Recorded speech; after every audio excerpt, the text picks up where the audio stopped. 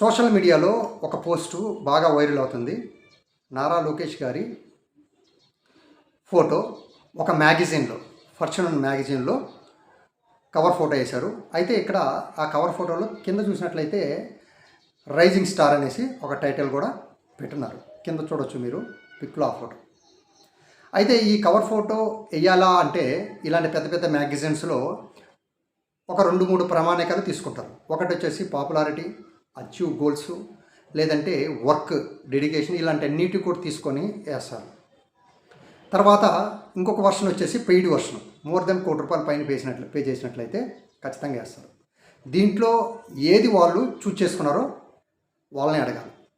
ఇక్కడ రెండో విషయం, ఏదైనా అచీవ్మెంట్స్, ఫస్ట్ విషయానికి మనం వెళ్ళినట్టయితే ఏదైనా అచీవ్మెంట్స్ అంటే ఏ అచీవ్మెంట్స్ జరిగినాయి ఆంధ్రప్రదేశ్లో? నాడు నేడు టైపులో ఎక్కడో విలేజెస్, రూరల్ విలేజెస్, అక్కడ ఏదైనా డెవలప్మెంట్ జరిగిందా స్కూల్స్లో జగన్మోహన్ రెడ్డి గారు చేసిన తర్వాత? లేదు ఫీజు రియంబర్స్మెంటు ప్రాపర్గా నడుస్తుందా?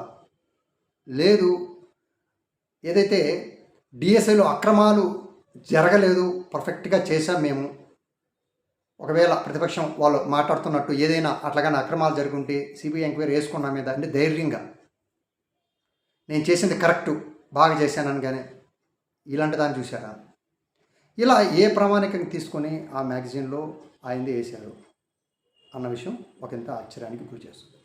రెండో విషయం, ఇక్కడ ఏదైతే మనకు ఒక రాజ్యాంగం ఉంది, బాబాసాహెబ్ అంబేద్కర్ గారు రాసిన రాజ్యాంగం ఉంది. ఆ రాజ్యాంగాన్ని బేస్ చేసుకొని ఈయన సొంతంగా ఆంధ్రప్రదేశ్లో ఒక రాజ్యాంగం క్రియేట్ చేశారు, రెడ్ బుక్ రాజ్యాంగం.